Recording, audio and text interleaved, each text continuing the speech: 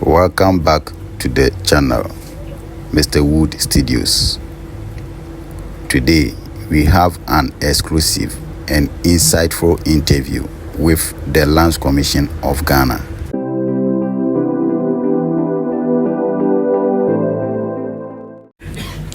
Whether you own land or you are planning to buy land, this video is best for you to watch. Subscribe to Mr. Wood Studios, share and comment.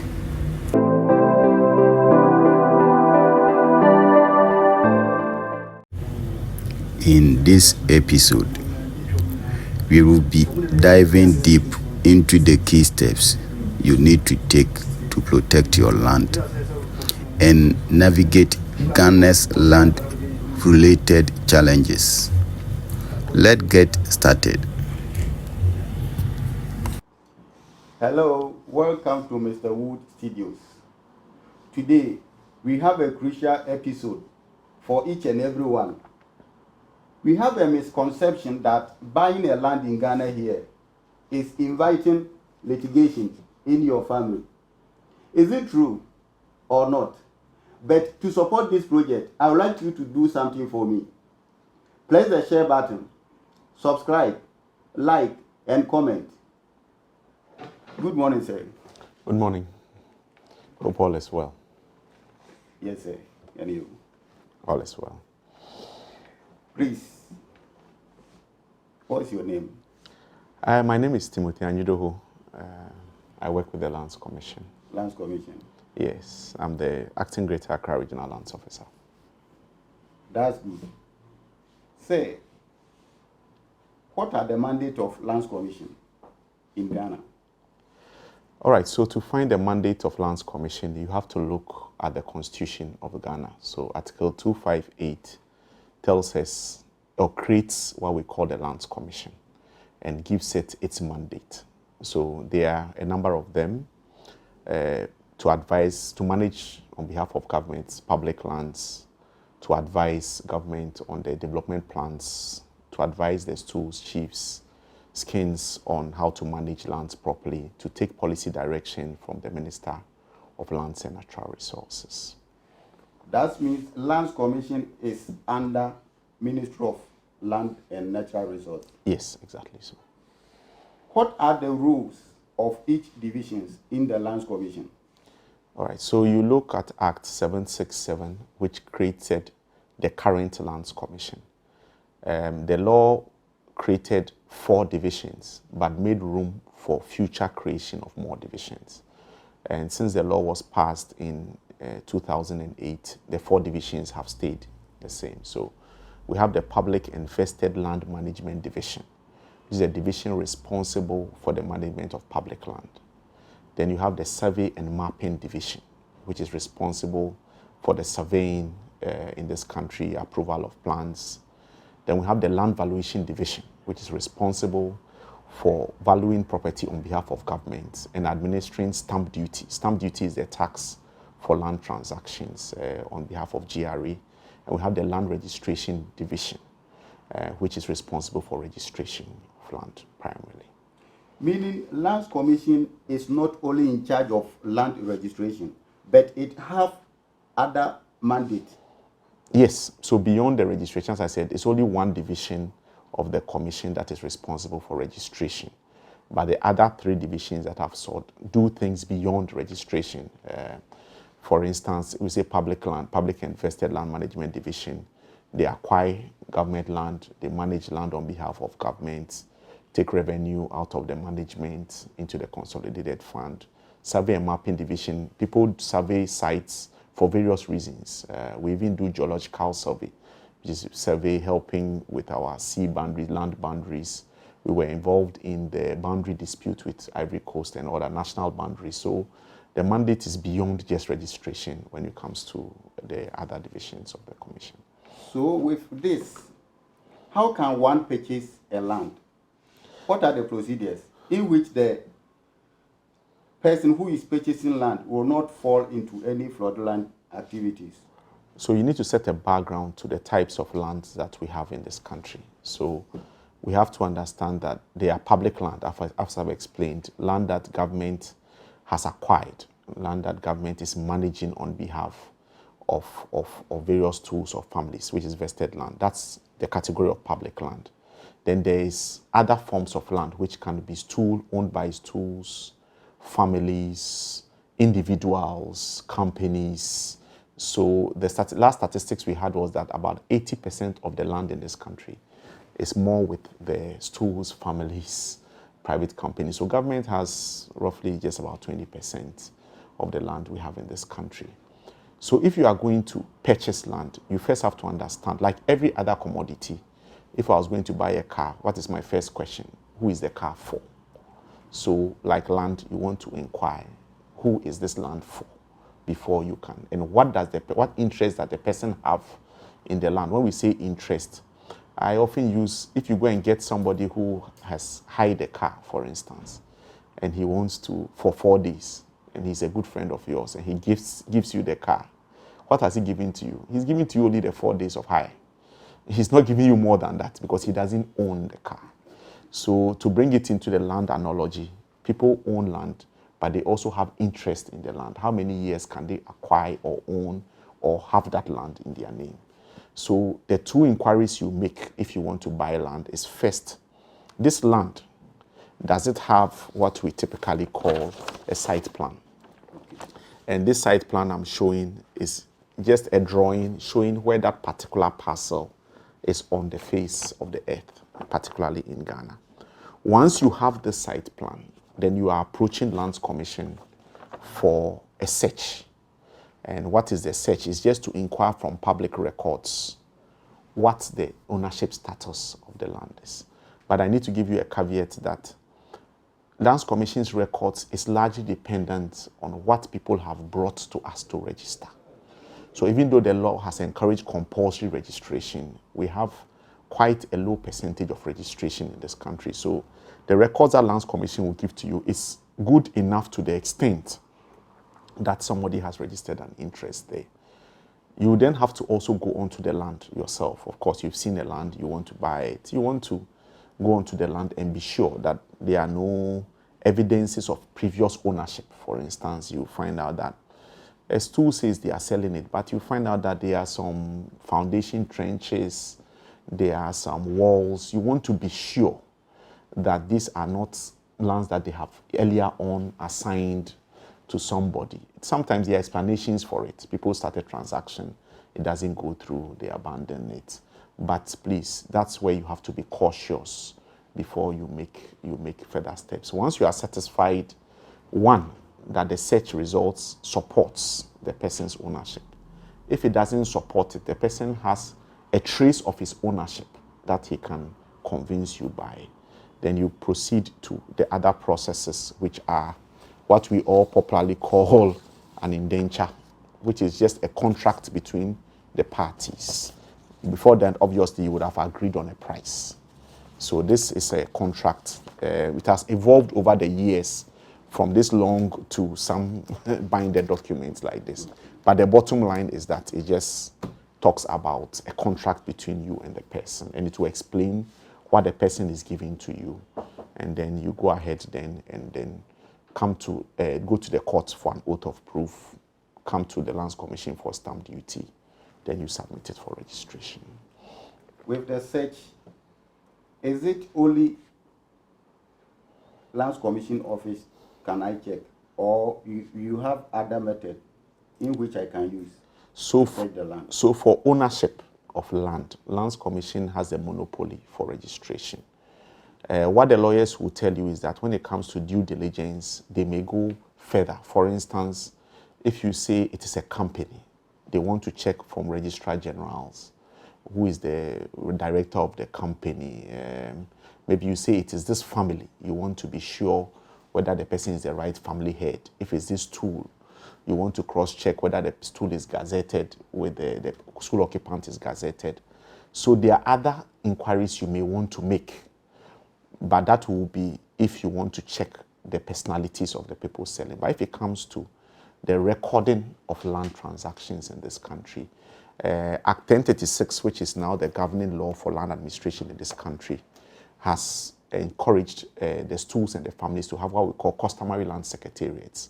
And if they are properly established, the law also allows people to make some inquiries with them to be sure that they also don't have any record of previous transactions. Okay. Someone may ask, I have bought a land, let's say in my hometown. Yes. I knew it very well that this land belongs to this family. Yes. They have given me an indenture, all the necessary documents. The family head has been signed. All the members of the family has their signature on the paper. But still, should I come to Lands Commission to do registration? Yes. So the argument I always tell people is that you have a choice whether to register or not. That's your choice. The law encourages compulsory registration. But if you don't register and tomorrow you are not there and you want to leave it for your children and your children want to register it, what will happen? They will now have to pursue your registration. That is one. Two, assuming you don't develop that land and tomorrow you've migrated from your village and you've come to Accra, and then your family head now sees some company coming to town and they say, oh, we want to sell to this company. The company takes a site plan. He does a search with the Lands Commission and your name doesn't appear. And the company goes ahead to buy that land, maybe for farming, for something, and registers that. You come to the village 3 years later. The company is busily doing business there. What then happens? You have just entered into a sphere of litigation. You are now going to be running helter-skelter, trying to show your document, oh, the family sold to me, but you didn't put it in public records. So the family, if you go to court, the court will look at all that and say, he was sometimes a bona fide purchaser without notice, that he did all reasonable checks and your name didn't appear. So we always encourage people that, and these days, even before people give you loans, for instance, they want to be sure your document is registered and all that. So registration is good. It's important. Don't take it for granted. Today, maybe the village may look like a village, but tomorrow, if development catches up with it, and now the prices of the land start spiraling, then the chief that sold to you or the family head has passed, a new family head has come. He's saying that he's selling that property. What evidence do you have that you have registered it in your name? So it's a way of also reducing litigation, for instance. So you're encouraged to register it. With this, let's say I bought the land in Central Region. Yes. Can I come to Lands Commission in Accra for registration? No, unfortunately, no. Lands Commission's records are regional based. We are happy that at least with the creation of the 6 new regions, it also helped us to decentralize further. We are one of the foremost agencies that quickly decentralized our services to the new regions. So we are in all 16 regions, but our records are limited to the regions in which you are.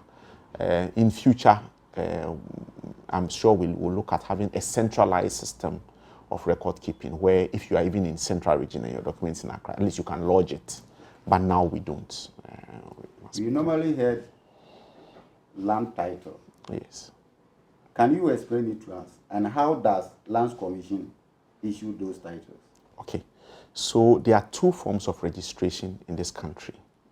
There's what we call the deeds registration, which started way back after pre-independence and post-independence. So it was governed by a law, Act 122, Deeds Registration Act.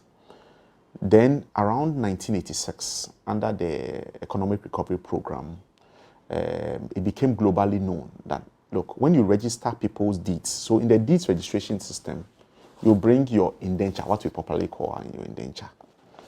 It is recorded. So there's a transaction between I and you that is recorded. The state doesn't guarantee anything for you. All it does is that you and somebody have entered the transaction. We are placing it in public records. But under the title registration system, which was a law that came under PNDC Law 152, the onus is on the registration body, which used to be land registration, land title registration, and now land registration division of the Lands Commission, land title registry. when you bring your document for registration, the state has to investigate this title to be sure that whoever is giving to you is the right person. So, like they'll ask you, you said, oh, you got this document through some judgment. Can you bring us a copy? In some cases, you want to go and inspect and be sure that you are occupying the land. All that process is to investigate the title. In fact, the law says up to 30 years back, you should be able to prove to us that it is for you. If you go through all those processes, then you publish it in the papers for 14 days. You wait for it to mature, to tell the whole world that we are registering this title. If you finish all that and the registrar is satisfied that you have no objection, then they go ahead and provide what we call the land title registration for you. And the advantage in this is that they say it's state guaranteed. So it's like the state has come to back your transaction. But in Ghana, we started piloting in Greater Accra, and we've only piloted in Greater Accra. And then some parts of Ashanti region, in fact, the Kumasi central area, we've not been able to take it countrywide. Yes. So in all other regions, you will have a deeds registration, but in Greater Accra and central parts of Kumasi. Some pilots were done in Winneba and then some other places. But what are the legal documents one should get before he or she will qualify to register his or her land? So they are simple. I spoke about the site plan at the beginning. So this will describe to you where the land is on the earth. This site plan cannot be handled alone. So you can't carry this alone and come and register. It is a part of the documentation. So you need a site plan, and it is inserted in what we usually call the indenture. This indenture. How many types of site plan do we have? We have only one by law. And I emphasize by law. Okay. The law that surrounds title preparation is the Legislative Instrument 1444 of 2000. So it prescribes what a plan should look like. But historically, we've come from somewhere before we came to the LI 1444. In fact, it was first governed by, it is still governed by the Survey Act 127. Now, it says that every site plan should be prepared by a licensed surveyor. And that licensed surveyor will now submit it to the surveyor, which is the Survey and Mapping Division I've mentioned, the director of survey or his representative. It used to be a survey department. And they would endorse, they will cross-check and be sure that this site plan meets a certain standard. So you find out that a correct site plan or the approved plan will have two signatures at the bottom.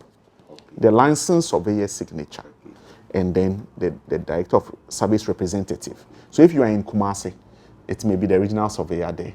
If you are in Oti, it will be the regional surveyor there. Always you have to verify these things. Yes, so, but I wanted to explain that it has come historically from a place. Okay. Now, what happens is that when people want to sell a land or they start the process, you may see only the certified plan here, or just an extraction of this plan out of some layout or something. That is just an indicative plan, but that is not a plan that you will use when you are about to register. And people will also hear barcoded plan. As you can see, there are some barcodes. This was just introduced in 2015 to help us have ease of retrieval of the plans. So if they say a barcoded plan, it's not any different plan. It's an additional feature that has added to an approved plan. Yes, please. What are the processes one will pass through before finishing his or her registration? Okay. From the application to the final stage? Okay. So this time we are talking about our internal processes, Lands Commission's internal process, I think. So if we've talked about the search, you've agreed, you and the party will now enter the agreement I'm talking about, which is the lease, either this or that, whichever one it is. I want to emphasize here that this is a document. It's like a contract document. So it has all kinds of conditions in it. It tells you the story about the ownership. It tells you about how many years, for instance, the person is giving to you. It tells you a story.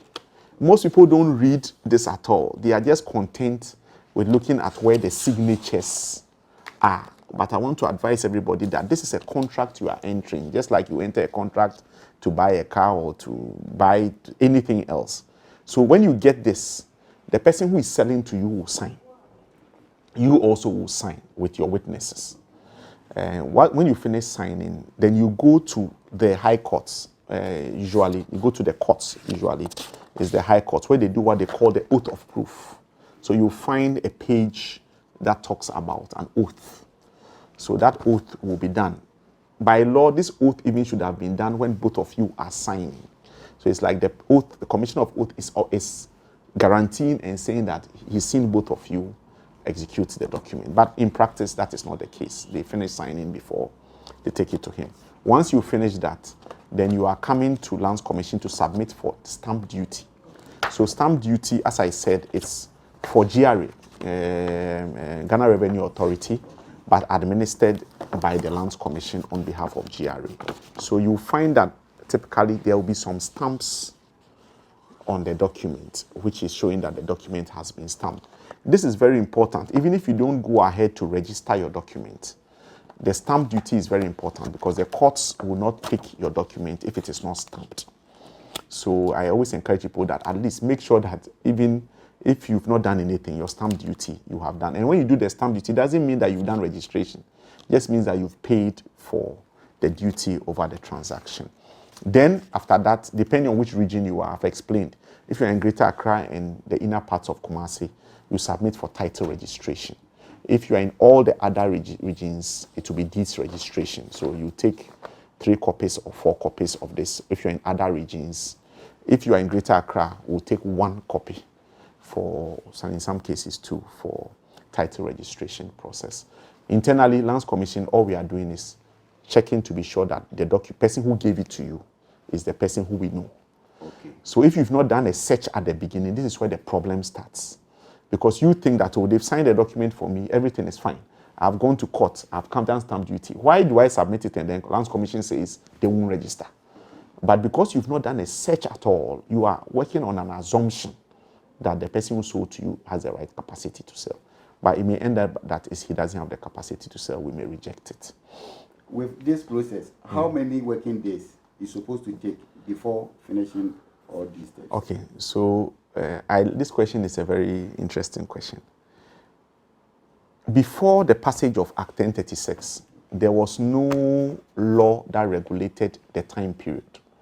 So when you submit your document, Lands Commission will try its best to do what it can.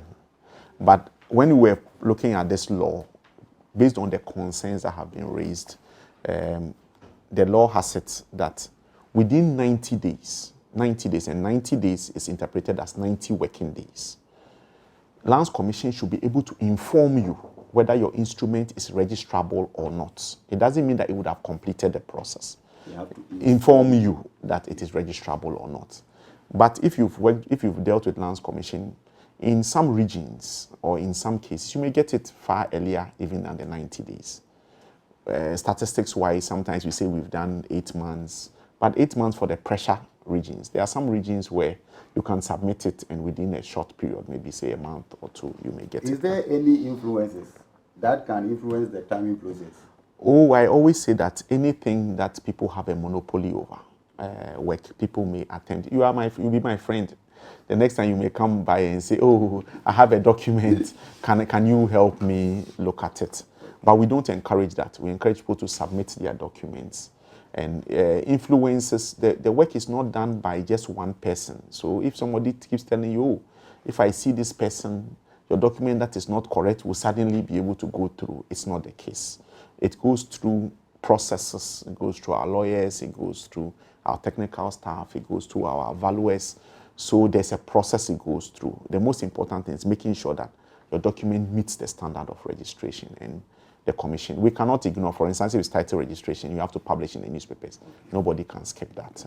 You have to go through the process. How does the Lands Commission ensure the accuracy and integrity of its records, in which someone will not influence the processes? Okay, so our records are sacrosanct. As I say, they are state records. We have them. I've seen in cases where people want to elect people who will do, oh, I want this person, I want Eunice, I want Obeng to do my registration for me or do my search for me. even if the staff is wayward enough to attempt to influence the outcome, you must know that the records cannot change. In recent times, if you follow the news, Lands Commission have had to sort of let go of some of its staff because they found that they did something inconsistent. So we are not a perfect organization, but just to advise people that you can't get one person to influence the records, no matter who it is, and then to be able to determine the outcome. No. How does the Lands Commission modifying its land registration process so that it will be flexible for everyone? There's been some great interventions. In fact, in recent times, this law I've been speaking about quite has introduced a great number of things that would help us in the long run. For instance, I told you that the law has introduced what we call the customary land secretariats. Yes. So if schools, families, as we encourage them, they have these secretariats, the Lands Commission and Office of the Administrator of Stool Lands, which is another agency, are supposed to help them in managing these customary land secretariats. I believe once we are able to build capacity there, they also are keeping their records. Every 3 months, they are supposed to give their records to the Lands Commission. We'll be bridging the gap between Lands Commission and them. The Section 73 introduces what we call electronic conveyancing. We are not there yet because you need a lot of, but in the future, you can foresee that you can start and end a transaction electronically. Not scanning only, but the deed itself will be prepared electronically. It will be signed, processed electronically, and you will not get these hard copies. To go in Africa, Kenya, and I think Rwanda are the two countries that have started that.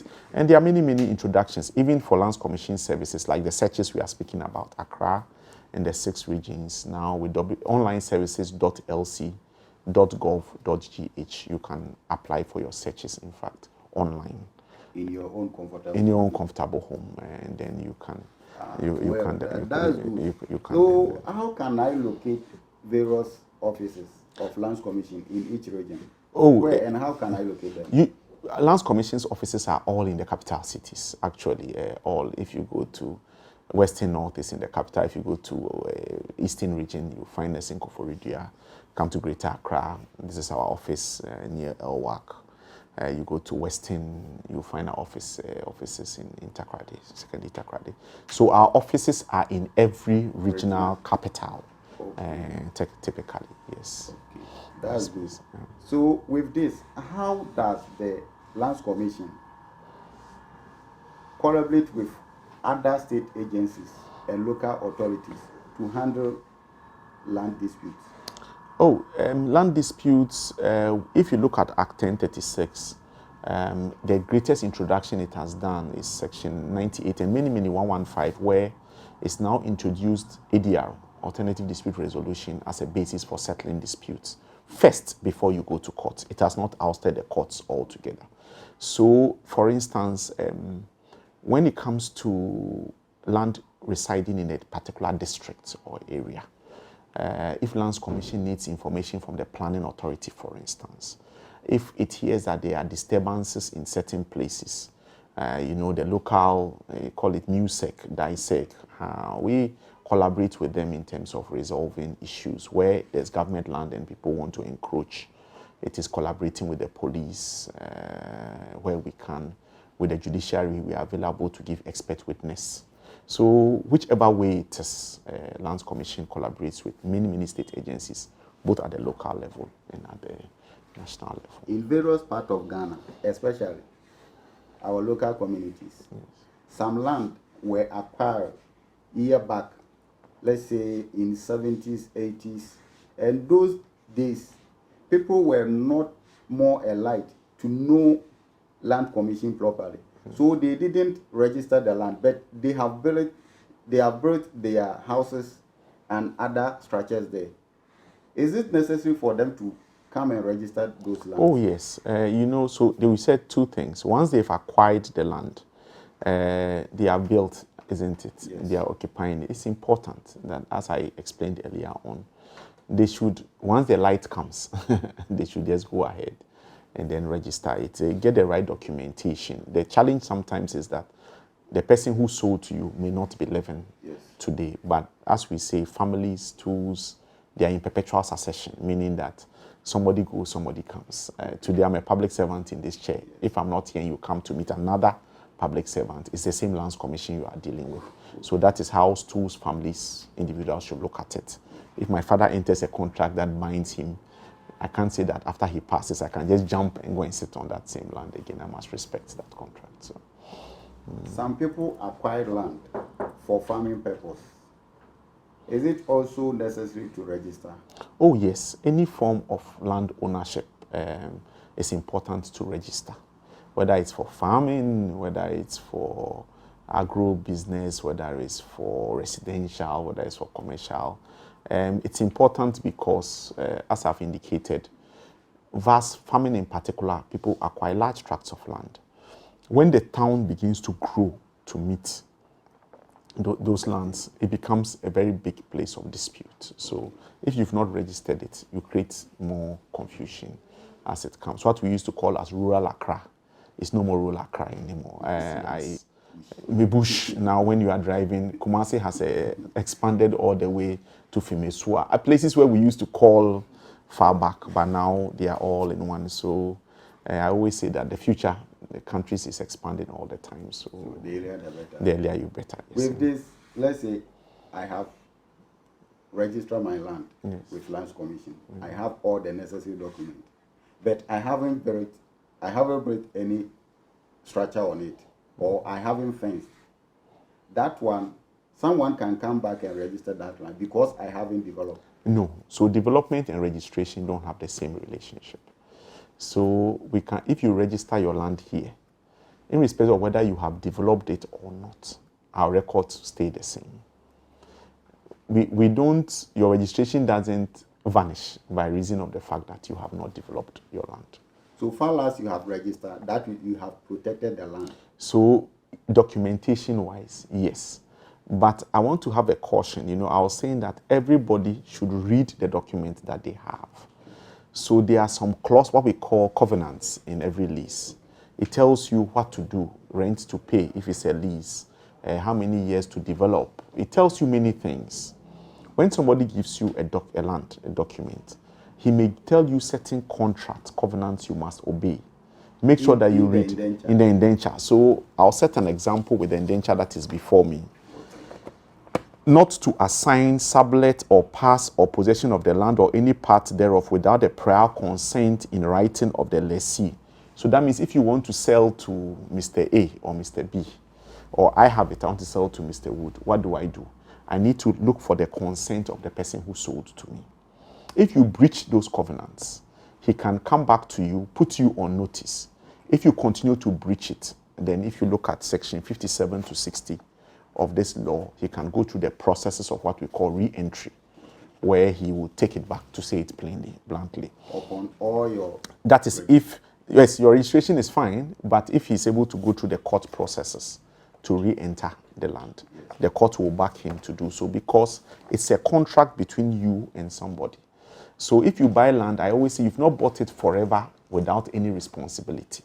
You have responsibilities. So make sure that you know what you are signing. You will find many clauses here that tell you what to do. Not to allow or that the demise part or anything of it become a nuisance or damage. So for instance, you buy the land and you've left it to become a baller, to put it in local parlance, and they are throwing rubbish on it and the person comes, stop, oh, you mind him, oh, maybe I've bought it, I've registered it. He can institute an action against you for re-entry, and then if the court gives him that authority to do so, he can come and Lands Commission, based on the court's judgment, may affect your registration. Meaning we have to go through and be very vigilant. Yes. In terms of that indenture. Yes. I've asked many people whether they have ever tried to even read what they have. I have my It doesn't matter. Since the clause in it, yes, you have fault. Yes, if you falter in the clause, he needs to give you what they call notice. Okay. That what you are doing, he cannot just on his own hide behind you and go and do it. So he must give you notice. And then if you refuse to do it. Say, what are the challenges facing Lands Commission in terms of land registration and other issues? Well, a few of them will be, if we all can use the right professionals at the beginning, people bring these indentures to register. The law says it has to be done by a solicitor or a lawyer. Okay. You can see that he finds some expert typist under some tree who has typed it for him. He also didn't do a search at the beginning, so he comes with a full belief that this document is correct. You come, you start the registration process. Lands Commission tells you that it is not registrable. The person is upset because he thinks that you don't want to register it for him. We are also not careful. In Ghana, for instance, we ask for address. I've seen many indentures come here without it being filled. So you come and you ask, oh, which address? Oh, just put any address there. When we want to contact you now, where do we contact you? We write to that address, you don't get it. Your document is lying here. We want to hear from you in order to and the fact that our system is not centralized, so that it would have been possible for my colleague in WA, for instance, to know what is happening in Accra or somebody to subject. I think with time, if we centralize our information, it will help cut down the distances and people travel from place to place. Because of course, if I buy land in Koforidua now, I must go to our office in Koforidua. I can't submit it in Accra here, all that. So you are watching Mr. Wood Studios. Subscribe to our channel, share, like, and comment this video. Say, which advice will you give it to the public in terms of land purchasing and land registration? Oh, there are often two that I often don't miss. One, make sure that you do the right searches at the beginning. You want to be sure you are buying right. Anything that anybody tells you that if you don't buy it now, it will go, and you rush, you buy, get some indenture before you come and register, you are running a big risk. There's a 80% chance that that land may not be for the person who is selling to you. By that time, you have also parted with money. So that is one critical thing. And use professionals. This document is a contractual document. If you don't understand anything, let somebody explain to you, because if you take it, you don't read it. I've seen people, individuals come here who have read thoroughly their indentures and they have questions. Oh, my person said he's giving to me for 50 years. What does that mean? After 50 years, does that mean I don't have it? I said, yes, but the law makes room for renewal of lease. So ask, inquire. One of Lands Commission's responsibilities is also to educate the public, like we are doing now with you. So where our offices exist, if you want to approach us, we are available to also help or advise you when it comes to making decisions of purchase. Thank you, sir, for your education. Mr. Wood Studios is not a recording studios, but it's a studio we call professionals and experts to give us information that we can, based on it, make a decision in all the aspects of the usuality. Thank you for everyone. All right.